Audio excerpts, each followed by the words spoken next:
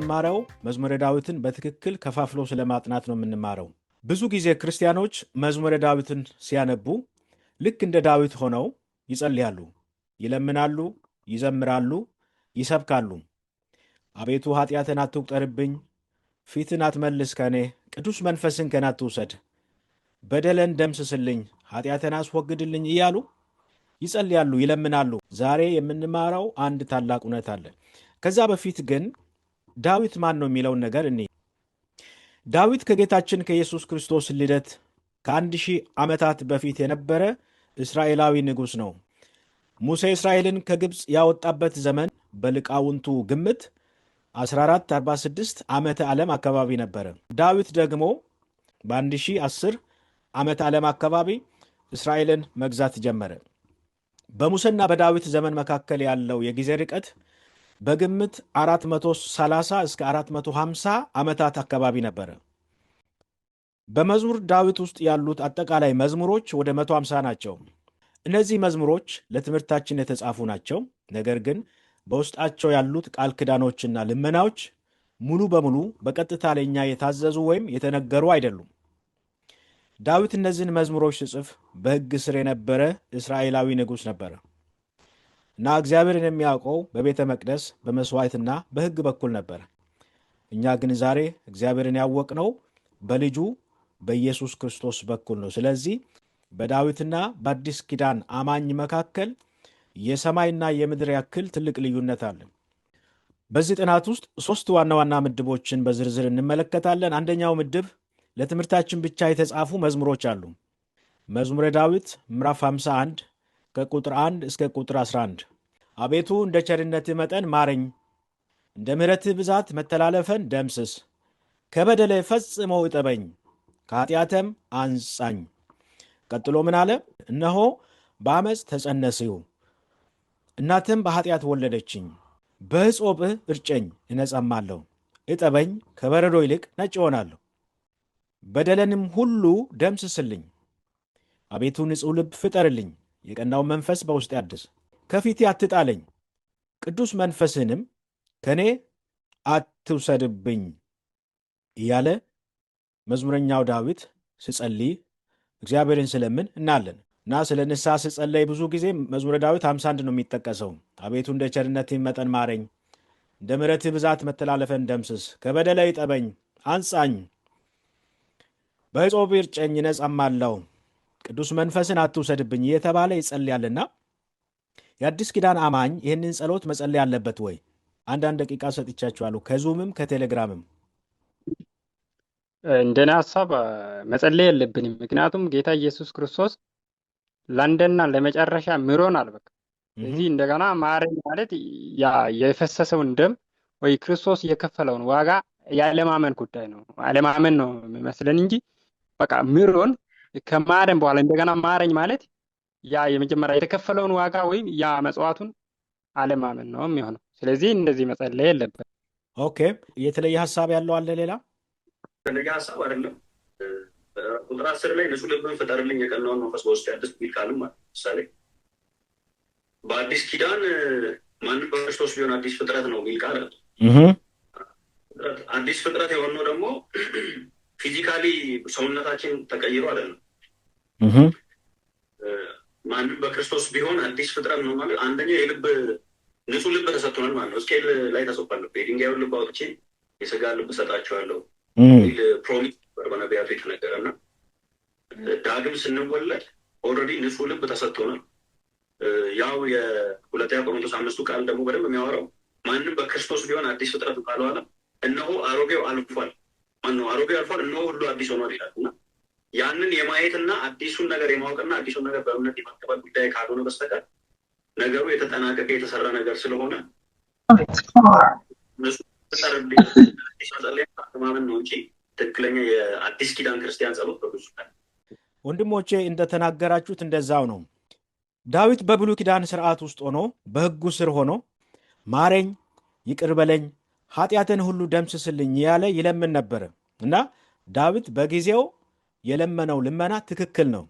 አሁን አንድ ነገር ማወቅ ያለብን አሁን ይህንን ጥናት ስናጠና ዳዊትን ለማሳነስ እሱ ልክ አይደለም ለማለት ሳይሆን በዳዊት ዘመንና በእኛ ዘመን ያለው ልዩነት በክርስቶስ ኢየሱስ በተፈጸመው ሥራ በዛ ለይተን እንድናውቅ ነው። ዳዊት በዘመኑ ትክክል ነበረ። የጸለየው ጸሎት ትክክል ነው። ማረኝ ማለቱ ትክክል ነው።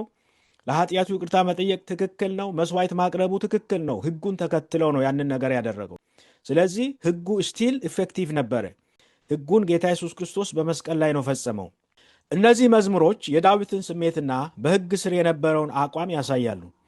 ነገር ግን ዛሬ እኛ በጸጋ ዘመን ውስጥ ያለን የወንጌል አማኞች እንደ ዳዊት ሆነን መጸለይ የለብንም። ምክንያቱም እኛ ዳዊት አይደለንም። እኛ በክርስቶስ አዲስ ፍጥረት ነን። 2 ቆሮንቶስ ምዕራፍ 5:17 ላይ ማንም በክርስቶስ ቢሆን አዲስ ፍጥረት ነው ይላል። ዳግመኛ የተወለድን ሰዎች አዲስ ፍጥረት ነን እንጂ ዳዊቶች አይደለንም። ዳዊት ዳግመኛ የተወለደ ክርስቲያን አልነበረም። ዳዊት አዲስ ፍጥረት አልነበረም። ዳዊት ኃጢአቱ ገና በመስቀል ላይ አልተወገደለትም ነበረ። ከዚህ የተነሳ ዳዊት እንደ ምሕረትህ ብዛት መተላለፈን ደምስስ እያለ ይለምን ነበር። ኃጢአትን ይቅር በል እጠበኝ እያለ ይለምን ነበር። እኛ ግን ዛሬ ስንጸልይ በኤፌሶን ምዕራፍ 1 ከቁጥር 7 መሠረት በውድ ልጁም እንደ ጸጋው ባለጠግነት መጠን በደሙ የተደረገ ቤዛነታችንን አገኘን፣ እርሱም የበደላችን ስርየት ነው ብለን ጌታን እናመሰግነዋለን።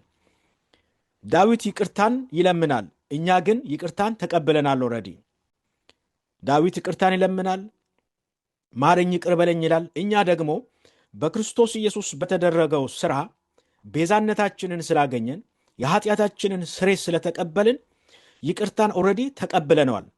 የኃጢአት ይቅርታ ዘውትር በንስሐ የምንቀበለው ሳይሆን በየቀኑ በጸሎት የምንቀበለው ሳይሆን ጌታ ኢየሱስ ክርስቶስን በተቀበልን ጊዜ አውቶማቲካሊ በእምነት የተቀበልነው የእግዚአብሔር ስጦታ ነው።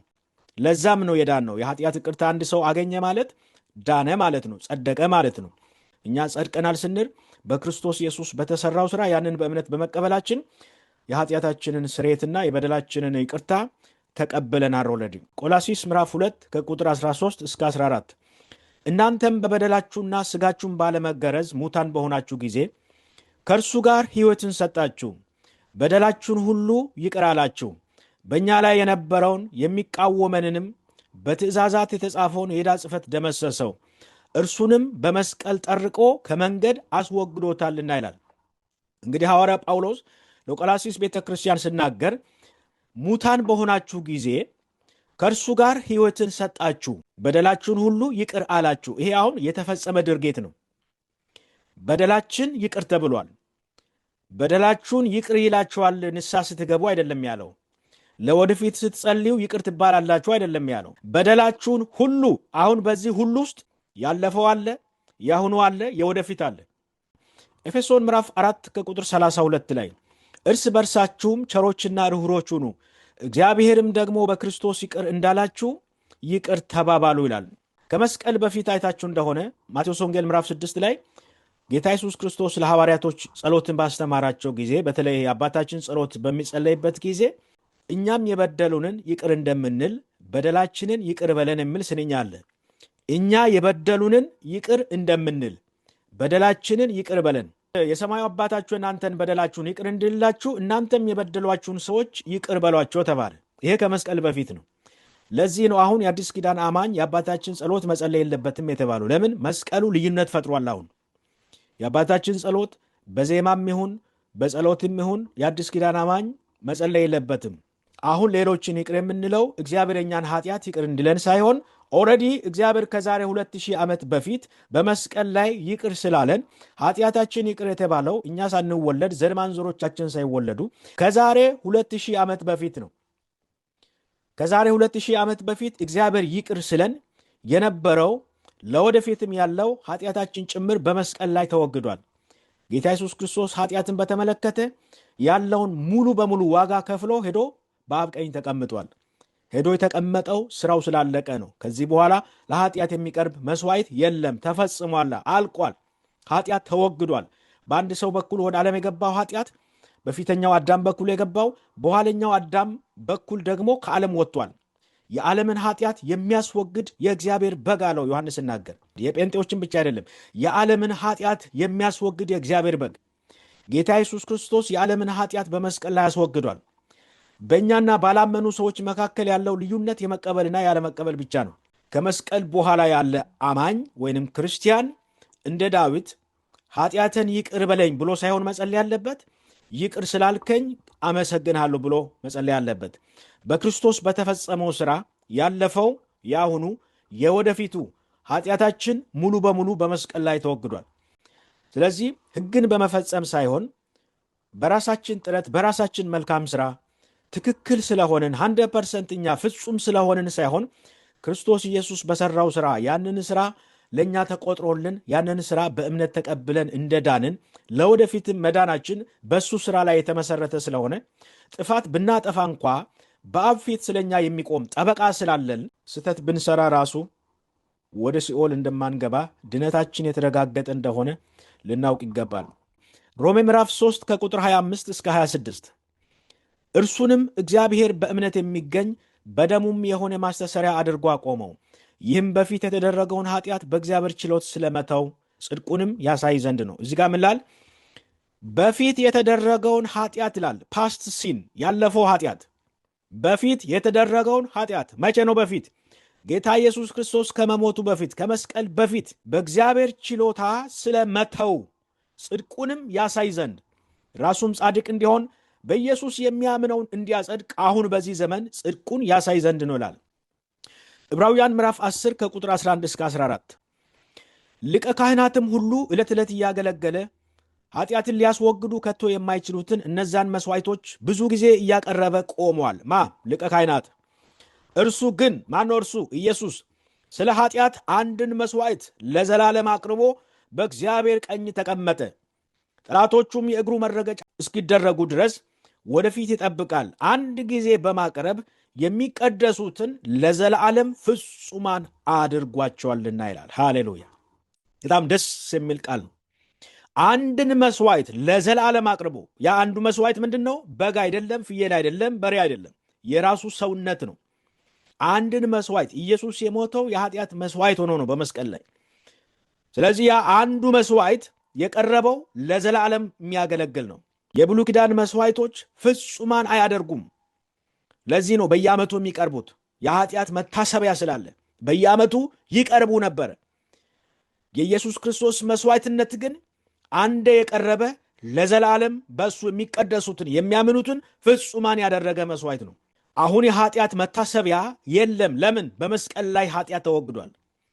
የኃጢአት መታሰቢያ ብኖር ኖሮ ኢየሱስ ደጋግሞ በየዓመቱ መሞት ነበረበት። ነገር ግን የኃጢአት መታሰቢያ ስለሌለ ኃጢአት ስለተወገደ በክርስቶስ ኢየሱስ ያመናችሁ ሰዎች እናንተ ለዘላለም ፍጹማን ተደርጋችኋል። ዛሬ የሆነ ነገር እኮ አጥፍቻለሁ፣ ኃጢአት ሰርቻለሁ ልትሉ ትችላላችሁ።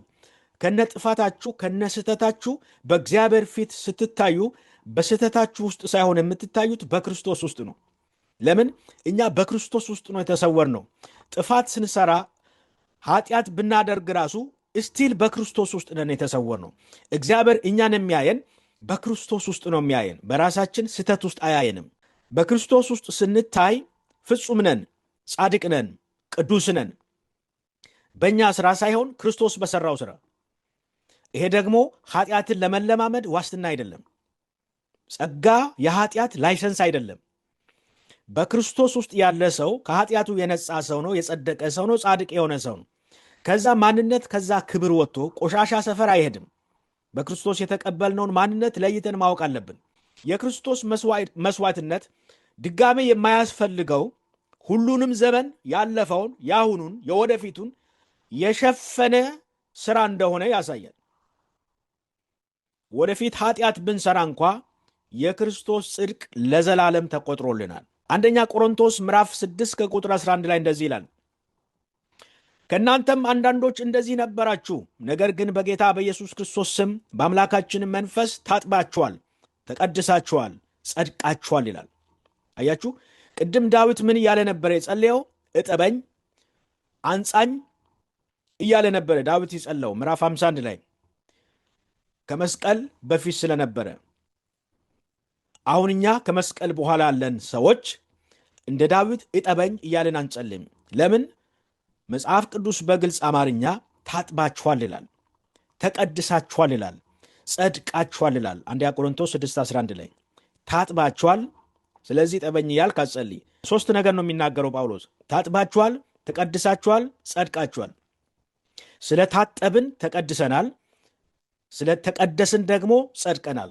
ከመስቀል በኋላ ጌታ ሆይ እባክህ እጠበኝ፣ ጌታ ሆይ እባክህ አንጻኝ ብሎ መጸለይ በክርስቶስ ኢየሱስ የተሰራውን ሥራ አለማመን ነው። በክርስቶስ ኢየሱስ የተሰራውን ሥራ በቂ አይደለም እንደማለት ነው የሚቆጠረው። ቁጥር 11 ላይ ዳዊት ምን አለ? ከፊቴ አትጣለኝ፣ ቅዱስ መንፈስንም ከኔ ላይ አትውሰድብኝ አለ። ከዚህ የምንማረው ትምህርት ምንድን ነው? የተጻፈ ሁሉ ለትምህርታችን ተጽፏል። ከዚህ የምንማረው ነገር ምንድን ነው? በብሉይ ኪዳን ዘመን መንፈስ ቅዱስ በሰዎች ውስጥ ቋሚ ነዋሪ እንዳልሆነ እንማራለን። የአዲስ ኪዳን አማኝ እግዚአብሔር ሆይ ከፊቴ አትጣለኝ፣ ቅዱስ መንፈስንም ከኔ ላይ አትውሰድብኝ ብሎ መጸለይ የለበትም። ለምን? የአዲስ ኪዳን አማኝ ዳዊት ስላልሆነ፣ የአዲስ ኪዳን አማኝ ከመስቀል በኋላ እየኖረ ስለሆነ፣ የአዲስ ኪዳን አማኝ በሕግ ስር ስላልሆነ፣ በጸጋ ስር ስለሆነ፣ በክርስቶስ ውስጥ ስለተሰወረ፣ በአብ ቀኝ ስለተቀመጠ ከፊቴ አትጣለኝ፣ ቅዱስ መንፈስንም ከኔ ላይ አትውሰድብኝ ብሎ መጸለይ የለበትም።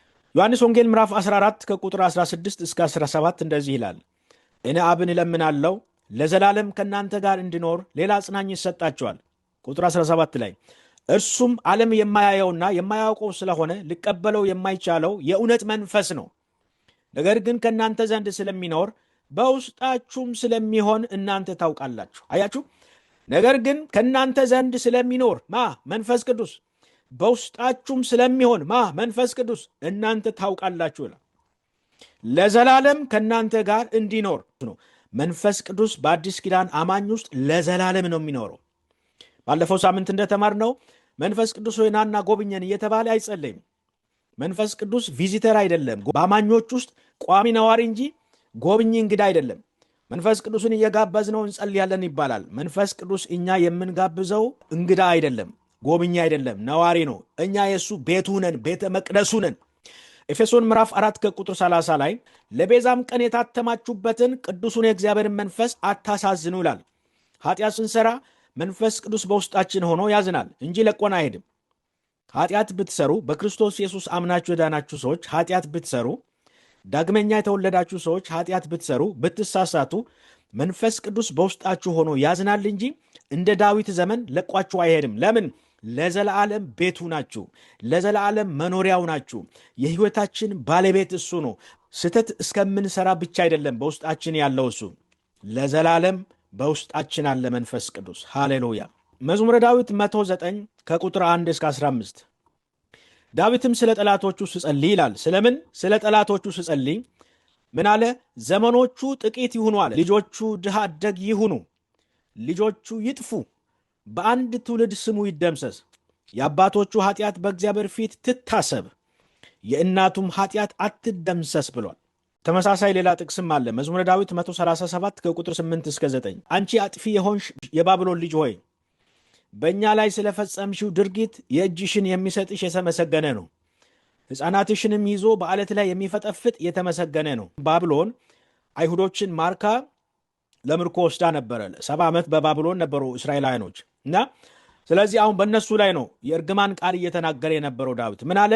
አንቺ አጥፊ የሆንሽ የባቢሎን ልጅ ሆይ በእኛ ላይ ስለፈጸምሽው ድርጊት የእጅሽን የሚሰጥሽ የተመሰገነ ነው። ቀጥሎ ምን አለ? ሕፃናትሽንም ይዞ በዓለት ላይ የሚፈጠፍጥ የተመሰገነ ነው። በጣም ከባድ እርግማን ነው። የባቢሎናውያንን ሕፃን ምንም የማያውቀውን ሕፃን ይዞ በዓለት ላይ የሚፈጠፍጥ የተመሰገነ ነው አለ። ዳዊት በጠላቶቹ ላይ እጅግ በጣም የከፋ እርግማን ይጸልይ ነበር። ይህንን ጥቅስ እየጠቀሱ በዚህ ዘመን አንዳንድ ክርስቲያኖች ይጸልያሉ፣ አንዳንድ አገልጋዮችም ይጸልያሉ።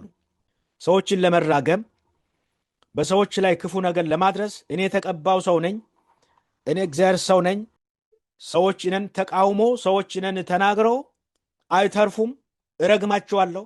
ዳዊትም ጠላቶቹን እንደዚህ እያለ ይራገም ነበረ፣ ረግሟቸዋል እያሉ እነዚህንና የመሳሰሉ ጥቅሶችን እየጠቀሱ በክርስቶስ ኢየሱስ አምኖ የዳኑ ሰዎችን የሚራገሙ በርካታ አገልጋዮች አሉ በዚህ ዘመን። እንዲህ አይነት ስህተቶች የሚፈጠሩት መጽሐፍ ቅዱስን በትክክል በአውዱ መሰረት ከፋፍሎ ካለማወቅና ካለመረዳት የሚመጡ ችግሮች ናቸው። የስነ አፈታት ችግር ነው። ዳዊት ጠላቶቹን ይረግማቸው ነበረ። ለምን? በሕጉ ስር ስለነበረ፣ በሕጉ ላይ የተጻፈው ፍርዱ ስለሚያገኛቸው ዳዊት ይህንን በመናገሩ በወቅቱ ትክክል ነው። የሚረግሙህን እረግማለሁ ብሎ እግዚአብሔር ለአባቱ ለአብርሃም እግዚአብሔር ተናግሮታል። የሚባርኩን እባርካለሁ፣ የሚረግሙን እረግማለሁ። ስለዚህ በእስራኤላውያኖች ላይ በሕጉ ዘመን በዛን ዘመን የሚነሱባቸውን ጠላቶች በሙሉ እግዚአብሔር ይቀጣቸው ነበር። ስለዚህ ዳዊት በጠላቶቹ ላይ የፍርድ ቃል መናገር፣ እርግማን መናገር በወቅቱ ትክክል ነው እሱ። ዛሬ ግን እኛ የጸጋ ልጆች በአዲስ ኪዳን ያለን አዲስ ፍጥረት የሆንን የክርስቶስ አካል የሆንን ቤተ ክርስቲያን በክርስቶስ ውስጥ የተሰወርን ዳግመኛ የተወለድን ክርስቲያኖች እንደ ዳዊት ሆነን ሰዎችን መራገም የለብንም። ለምን? ለእኛ የተሰጠን ሌላ መመሪያ አለ። ማቴዎስ ወንጌል ምዕራፍ 5 ከቁጥር 44 ላይ ኢየሱስ ክርስቶስ ምን አለ? ጠላቶቻችሁን ውደዱ፣ የሚረግሟችሁንም መርቁ ብሏል። እንደ ዳዊት እርግማን ቃል ተናገሩ አላለም። ጌታ ኢየሱስ ክርስቶስ ምን አለ? ጠላቶቻችሁን ውደዱ፣ የሚረግሟችሁንም ምን አድርጉ? መርቁ ተብለናል። ለምን? አሁን መስቀሉ ልዩነት ፈጥሯል። የክርስቶስ ኢየሱስ መስቀል። ከአንደበታችን የሚወጡ ክፉ ቃሎችን በሰዎች ላይ መናገር አንችልም። ለምን? ሕጉም ከነ እርግማኑ በመስቀል ላይ ተፈጽሟል። ዳዊትን ጠቅሰን ዘዳግምን ጠቅሰን የሆነ ጥቅስ ጠቅሰን በሰዎች ላይ ክፉ ኔጌቲቭ ቃል ብንናገር ያ ቃል በእነሱ ላይ በፍጹም አይፈጸምም። በተለይ በክርስቶስ ኢየሱስ አምኖ የዳኑ ሰዎች ከሆኑ የትኛውም ነቢይ የትኛውም አገልጋይ ስለተናደደ የሆነ ነገር ስለሆነ ተናዶ በእናንተ ላይ የሆነ ቃል ቢናገር ያ ቃል ይደርስብኛል ብላችሁ አትፍሩ። በፍጹም አይደርስባችሁም። እርግማን በእናንተ ላይ አይሰራም።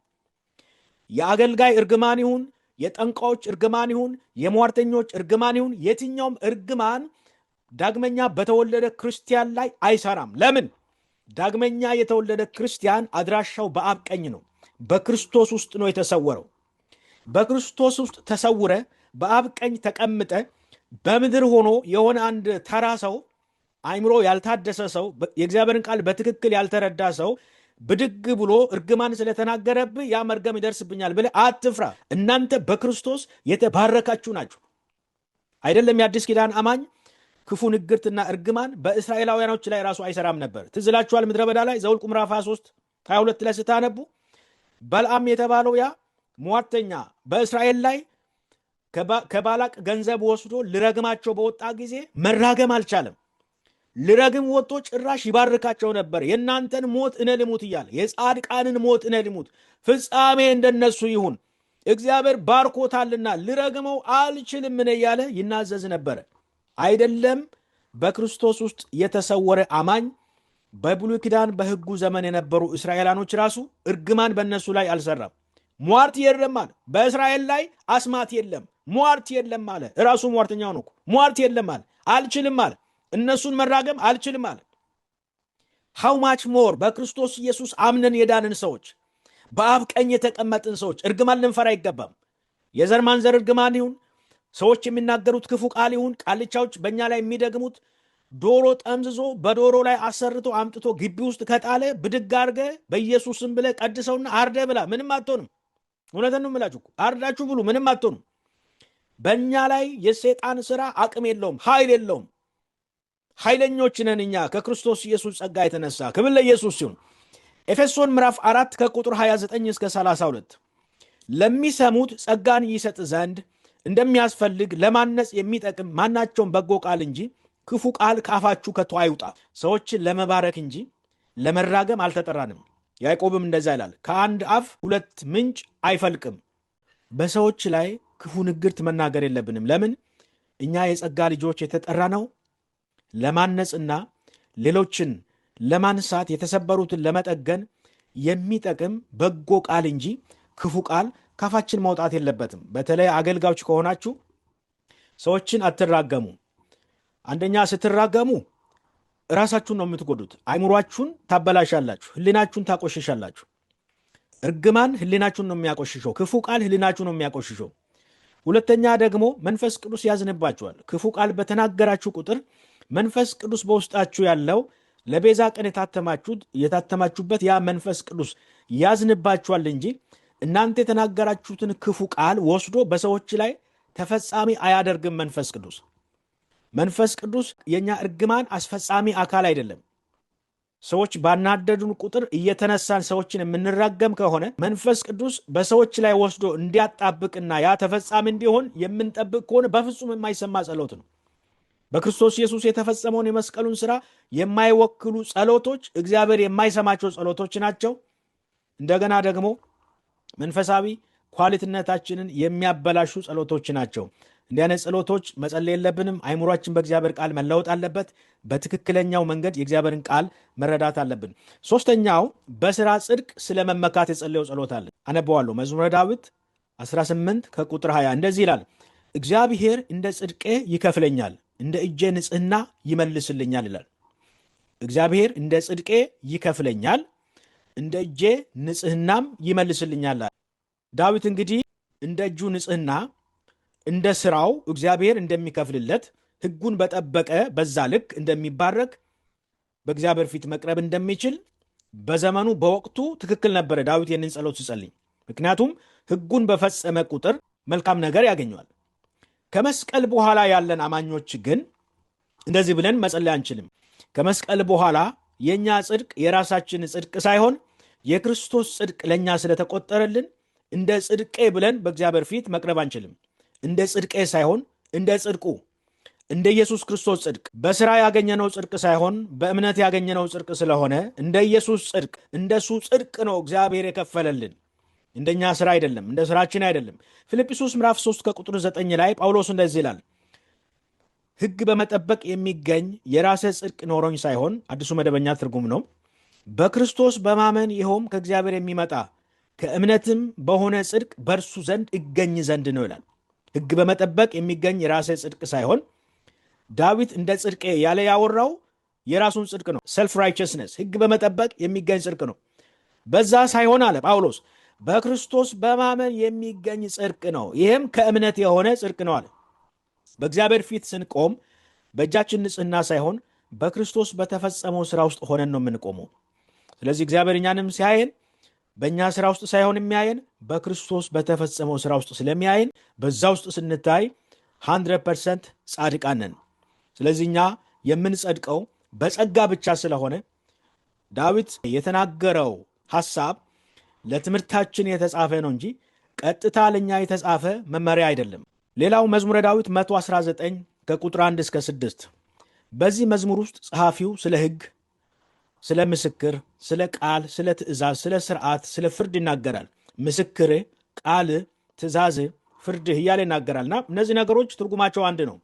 ሕግ፣ ትእዛዝ፣ ምስክር፣ ቃል፣ ስርዓት፣ ፍርድ፣ እነዚህ ነገሮች ስለ አንድ ነገር ነው የሚያወሩት። ቁጥር 1 እስከ ቁጥር 2 ላይ ምን ይላል? በእግዚአብሔር ሕግ የሚሄዱ የተባረኩ ናቸው ይላል። ስለዚህ በረከቱ የተመሰረተው በሰውየው አካሄድና በሱ ስራ ላይ ነው ማለት ነው። ሕግን በመፈጸም ላይ ነው። አይሁዶች፣ እስራኤላኖች በሕጉ ዘመን የነበሩት የሚባረኩት ሕጉን ሲፈጽሙ ነው። ዘዳግም 28ን ሙሉ ስታነቡ ሕጉን ሲፈጽሙ፣ ቃሉን ሲጠብቁ፣ ሕጉን ሲጠብቁ በከተማ ብሩክ እንደሚሆኑ፣ በመውጣት በመግባታቸው የተባረኩ እንደሚሆኑ ሕጉ ራሱ ይናገራል። ዳዊት ከዚህ ተነስተው በእግዚአብሔር ሕግ የሚሄዱ የተባረኩ ናቸው ይላል። እኛ ደግሞ አሁን በሙሴ ሕግ ስር ስላልሆንን ሕጉን በመከተል ሕጉን በመፈጸም ሳይሆን የተባረክ ነውና የምንባረከው በክርስቶስ ኢየሱስ በማመናችን ኦልሬዲ ተባርከናል። ኤፌሶን 1:3 ላይ በሰማያዊ ስፍራ በመንፈሳዊ በረከት ሁሉ የባረከን ይላል። በቀጥታ እኛ የተባረክነው በስራችን ሳይሆን በክርስቶስ ስራ ነው። በሰማያዊ ስፍራ በጸጋው ተባርከናል። በክርስቶስ ኢየሱስ ተባርከናል። መዝሙረ ዳዊት 119 166 ላይ አቤቱ ማዳንን ተስፋ አደረግሁ፣ ትእዛዝንም ጠበቅሁ።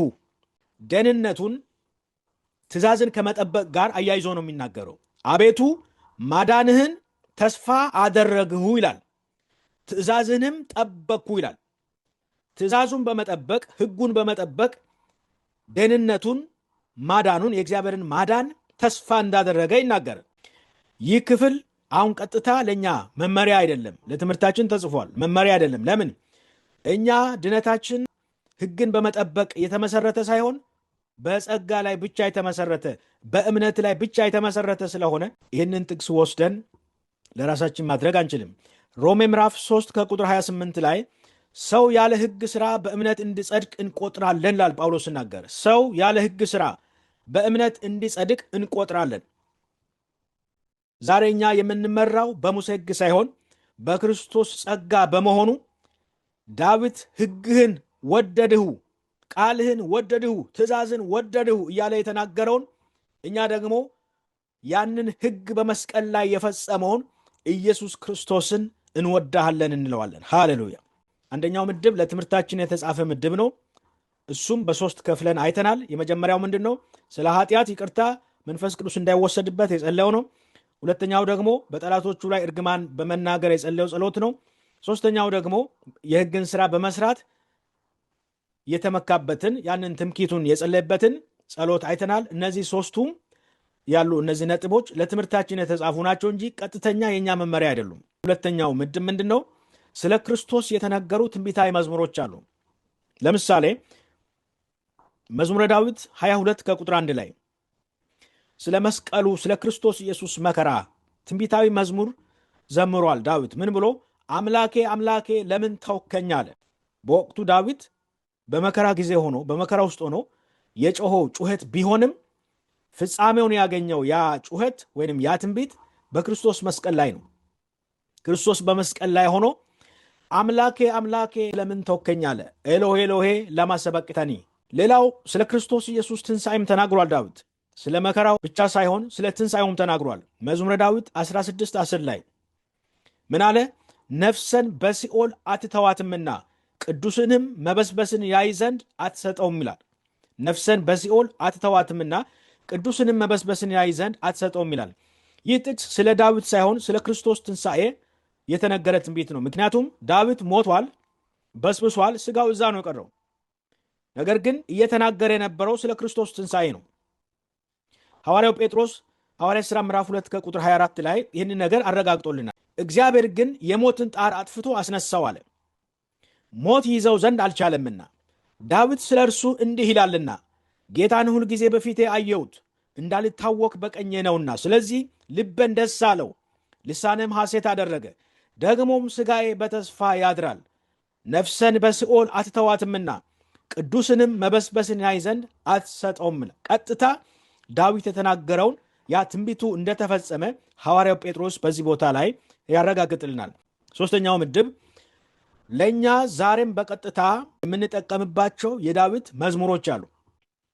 እነዚህ ክፍሎች የእግዚአብሔርን ዘላለማዊ ባህሪና ለሰው ልጅ ያለውን ፍቅር የሚገልጹ ስለሆኑ በቀጥታ ልንጠቀማቸው እንችላለን። ለምሳሌ መዝሙረ ዳዊት 23 ከቁጥር 1 ላይ ስለ እግዚአብሔር እረኝነት የሚናገር እግዚአብሔር እረኛዬ ነው የሚያሳጣኝም የለም ይላል። ጌታ ኢየሱስ ክርስቶስ መልካም እረኛ እኔ ነኝ ብሎ ዮሐንስ ወንጌል ምዕራፍ 10:11 ላይ ይህንን ሐሳብ ደግሞ ተናግሮታል። ስለዚህ ይህ ጥቅስ ዛሬም በቀጥታ ለእኛ መመሪያ መሆን ይችላል። ለምን? ኢየሱስ ክርስቶስ እኔ መልካም እረኛ ነኝ ስላለ የበጎቹ እረኛ ኢየሱስ ክርስቶስ ስለሆነ እግዚአብሔር እረኛዬ ነው ብለን መናገር እንችላለን። የአዲስ ኪዳን የጸጋ ወንጌል መልእክት ስለሆነ ቀጥታ መጠቀም እንችላለን። ሁለተኛው ስለ ጥበቃና ስለ መጠጊያ የተናገረዋል። መዝሙረ ዳዊት ምዕራፍ 91 ከቁጥር 1 እስከ 2 በልዑል መጠጊያ የሚኖር ሁሉን በሚችል አምላክ ጥላ ውስጥ ያድራል ካለ በኋላ እግዚአብሔርን አንተ መጠጊያ ነህ እለዋለሁ ይላል። እግዚአብሔር ለልጆቹ የሚሰጠው ጥበቃ ዘላለማዊ ስለሆነ ዛሬም ስለኛ ጥበቃ የተነገረው እውነት ይመለከተናል። የአዲስ ኪዳን አማኞችን ይመለከተናል። ዛሬም እግዚአብሔር ምንድነው? መጠጊያችን ነው። በክርስቶስ ኢየሱስ ጥላ ውስጥ ነው ያለ ነው። በእግዚአብሔር ፕሮቴክሽን ውስጥ ያለን ሰዎች ነን። በክርስቶስ ውስጥ የተሰወርን ሰዎች ነን። እግዚአብሔር መጠጊያችን ነው። የእግዚአብሔር ጥበቃ፣ የእግዚአብሔር እረኝነት ከኛ ጋር ስለሆነ ይሄ አዲስ ኪዳናዊ መልእክት ነው። ሶስተኛው ስለ ምሕረትና ይቅርታ የተናገረው አለ። መዝሙረ ዳዊት 103 ከቁጥር 10 እስከ 12 ምን አለ? እንደ ኃጢአታችንም አላደረገብንም፣ ምስራቅ ከምዕራብ እንደሚርቅ ኃጢአታችንን ከኛ አራቀው ይላል። ይህ አዲስ ኪዳን መልእክት ነው። ባይዘዌ ዳዊት በዛን ጊዜ ትንቢት ነው እየተናገረ ያለው። ይሄ በክርስቶስ ስራ የተፈጸመው ትንቢት ነው። አንዱ ዳዊት ነቢይ ነበረ። ንጉሥ ብቻ ሳይሆን ነቢይ ነበረ። ዳዊት ብዙ ትንቢቶችን ተናግሮ ተፈጽሟል። ከ1000 ዓመት በኋላ ሊሆን ያለውን የክርስቶስን መከራ አይቶ ተንብዋል፣ ተፈጽሟል። አሁን ስለ ኃጢአት ይቅርታም በዚህ ቦታ ላይ ትንቢት ነው እየተናገረ ያለው። ምን አለ? እንደ ኃጢአታችን አላደረገብንም አለ። ምስራቅ ከምዕራብ እንደሚርቅ ኃጢአታችንን ከኛ አራቀው። አሁን ይሄ በሕጉ ዘመን ያሉትን አይደለም እየተናገረ ያለው። በሕጉ ዘመን ኃጢአት ከምስራቅ እስከ ምዕራብ አራቀም ነበር። በየዓመቱ የኃጢአት መታሰቢያ ስላለ ለኃጢአት መስዋዕት ይቀርብ ነበር። አሁን ይሄ ከመስቀል በኋላ ስላለው ዘመን ነው ዳዊት እየተነበየ ነበረው። ከመስቀል በኋላ ምስራቅ ከምዕራብ እንደሚርቅ እግዚአብሔር ኃጢአትን አርቋል። ኃጢአት ተወግዷል። ለምን? በክርስቶስ ኢየሱስ ሥራ አንደ በቀረበው መስዋዕት ለዘላለም ኃጢአት ተወግዷል። ይህ በክርስቶስ መስቀል ላይ የተፈጸመውን ሥራ በትክክል የሚገልጽ ስለሆነ በቀጥታ ለኛ ነው፣ መመሪያችን ነው። ስለዚህ እነዚህም በሙሉ በምናነብበት ጊዜ ለትምህርታችን የተጻፈውንና ቀጥታ የአዲስ ኪዳን አማኞችን የሚመለከቱ መዝሙሮችን ለይተን ማወቅ አለብን፣ ለይተን መዘመር አለብን። ብዙ ጊዜ ዘማሪዎቻችን ከመዝሙረ ዳዊት መዝሙር ይጽፋሉ፣ ግጥም ይጽፋሉ፣ ይዘምራሉ እና ይህንን መለየት አለብን። የምንዘምርም ዘማሪዎች ከመዝሙረ ዳዊት ግጥም ስንጽፍ በክርስቶስ ኢየሱስ የተፈጸመውን ሥራ ማዕከል አድርገን ነው መጻፍ ያለብን። መዝሙሮቻችንን ስናወጣ፣ ስብከቶቻችንን ስናዘጋጅ በክርስቶስ ኢየሱስ የተፈጸመውን ሥራ ማዕከል አድርገን እንጂ የተገኘውን ጥቅስ ያገኘነውን ያነበብነውን የሸመደድነው ጥቅስ በሙሉ ወደ ግጥም ቀይረን ኩነኔ መናገር፣ የማይመለከታቸውን ነገር እየሰበክን ህዝቡን ማስለቀስ፣ እግዚአብሔር እንደተቆጣቸው እግዚአብሔር ፊቱን እንዲመልስላቸው ከእግዚአብሔር ቁጣ እንዲድኑ ንስሐ ግቡ እያሉ በዳዊት መነጽር ውስጥ ሆነን መናገር፣ መስበክ መጽሐፍ ቅዱስን በትክክል ያለመረዳት ችግር ነው። ስለዚህ ቅዱሳን ዛሬ የተማርነው ትምህርታችን ይህንን ይመስላል። መዝሙረ ዳዊትን በአዲስ ኪዳን መነጽር ከፋፍለን አጥንተናል፣ ከፋፍለን ተርጉመናል፣ ተምረናል። ለዛሬው የጀመርነው ትምህርታችን እዚህ ላይ እንጨርሳለን።